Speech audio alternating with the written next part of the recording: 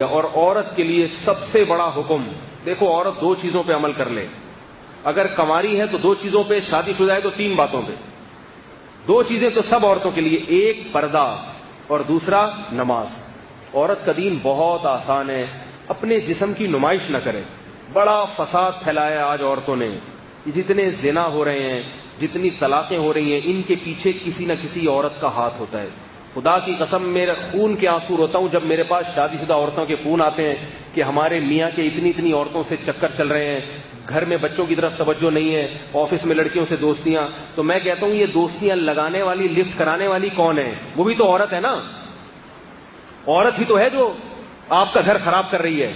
اس کو اللہ نے گھر میں بیٹھنے کا حکم دیا، اس کو اللہ نے کہا کہ اگر گھر سے باہر نکلنا ہے تو یدنین علیہن من جلابیبہن، اللہ فرماتے ہیں اپنے اوپر چادریں لے کے، برقعے لے کے نکلو، اپنے جسم کی نمائش مت کرو، خوشبو لگا کے گھر سے باہر نکلنا عورت کے لیے حرام۔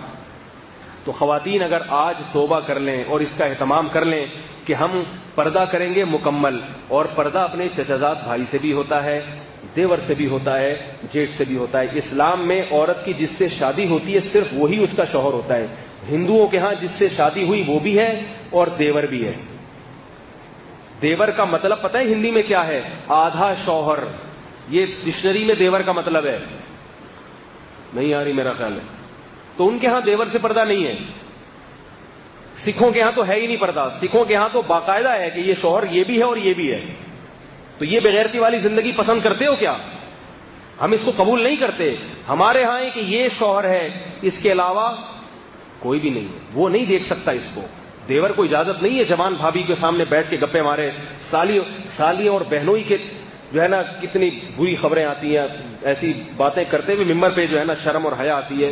برائی کا تذکرہ کرنا بھی برائی کی اشاعت۔ کتنے فون آتے ہیں خواتین کے کہ میرے میاں مجھ میں دلچسپی نہیں لے رہے، بہن میں دلچسپی لے رہے ہیں، میری سالی آ رہی ہیں گپے لگا رہی ہیں بہنوئی سے۔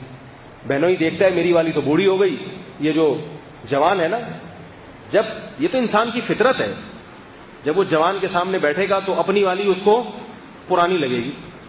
اس کے 10 بچے ہو گئے ہیں، وہ پرانی لگ رہی ہے، اور یہ کیا ہے بالکل نہیں، تو وہ ادھر توجہ جاتی ہے اس۔ تو اللہ نے سالی کو کہہ دیا کہ تمہیں بہنوئی کے سامنے بیٹھنے کی ضرورت نہیں ہے، تمہیں اجازت نہیں ہے۔ اگر وہ پردہ کر لے گی تو اس کی بہن کا گھر بھی بچے گا کہ نہیں بچے گا؟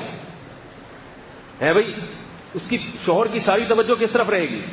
لیکن اس کو ہمارے معاشرے میں برا سمجھا جاتا ہے۔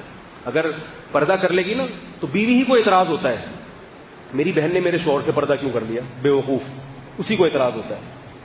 او بھائی تیرے فائدے کے لیے اللہ نے اس کو حکم دیا ہے، تیرے فائدے کے لیے۔ مائیں روکتی ہیں اپنی بہوؤں کو پردہ کرنے سے، مائیں۔ اللہ نے قرآن میں کیا فرمایا؟ 2 قسم کے طبقے ہیں، کچھ تمہیں جنت کی طرف لے کر جاتے ہیں اور کچھ تمہیں جہنم کی آگ کی طرف۔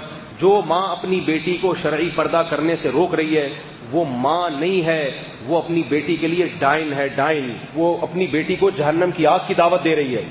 ساس اپنی بہو کو اگر پردے سے روک رہی ہے، ساسوں کو بڑی تکلیف ہوتی ہے کہ میری بہو جو ہے میرے دوسرے بیٹوں سے پردہ کیوں کرتی ہے۔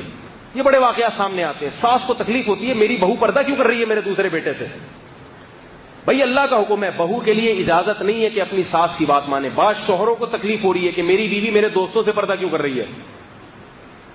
جس میں غیرت ہونی چاہیے تھی، جو پردے کی ترغیب دیتا وہی پردہ اتارنے کی ترغیب دے رہا ہے۔ تو عورت اگر پردے کی حفاظت کر لے، دیکھو کیسی عفت تھی۔ حضرت فاطمہ رضی اللہ تعالی عنہ نے وصیت کی، میرا جنازہ رات کو لے کے چلنا، رات کو میرے جنازے پہ بھی نظر نہ پڑے کسی کی۔ کہاں گئی وہ عفت، کہاں گئی وہ پاک دامنی، کہاں گئی وہ حیا؟ کیسے اپنے جسموں کی کپڑے دیکھو، لباس دیکھو، مختصر ہوتے چلے جا رہے ہیں۔ بچیوں کے لباس دیکھو، کچھ بھی نہیں ہوگا ان کے جسم پہ کپڑا، اور بیٹوں کو پورے کپڑے پہنائے گئے ہوں گے۔ ہاف آستینیں بیٹیوں کو پہنائی جاتی ہیں اور بیٹوں کو فل آستینیں۔ یہ کیا ہو رہا ہے ہمارے معاشرے کو، کہاں کو جا رہا ہے بھائی؟ ان چیزوں کو روکنے کی کوشش کریں۔ اگر ہم قرآن پر ایمان رکھتے ہیں، ہم مسلمان ہیں، حیا والے لوگ ہیں، انگریز نہیں ہیں، انگریز نہیں ہیں۔ ان کے ہاں سب حلال ہے، سب حلال ہے، درندے بن چکے ہیں وہ۔ ابھی دیکھو نا، ایک کلب میں کسی پٹھان نے جا کے فائرنگ کر دی، سب کو مار دیا۔ ہم جس پرست، میں نہیں کہہ رہا کہ وہ قتل کرنا جائز تھا یا اس نے صحیح کام کیا، میں یہ نہیں کہہ رہا، لیکن اس سے اس معاشرے کی گندگی کا تو پتہ چلتا ہے۔ کلب بنے ہوئے ہیں لڑکوں سے لڑکوں کی بدکاری کرنے کے لیے، تو کیا تم بھی یہ چاہتے ہو تمہارا کلچر بھی مستقبل میں ایسا ہو جائے؟